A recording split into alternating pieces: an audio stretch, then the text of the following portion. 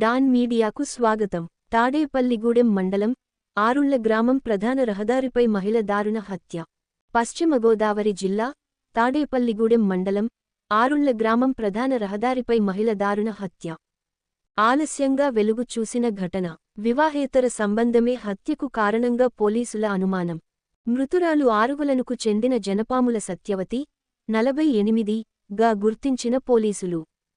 6 రోజుల క్రితం తాడేపల్లిగూడెంలోని ఒక ఫంక్షన్కు హాజరై ఇంటికి తిరిగి చేరని సత్యవతి, తన తల్లి అదృశ్యమైనట్లు పోలీస్ స్టేషన్లో ఫిర్యాదు చేసిన మృతురాలి కుమార్తె, సోమవారం ప్రధాన రహదారిపై దుర్వాసన రావడంతో పోలీసులకు సమాచారం అందించిన స్థానికులు సంఘటన స్థలానికి చేరుకుని మృతురాలుని గుర్తించిన తాడేపల్లిగూడెం పోలీస్ సిబ్బంది.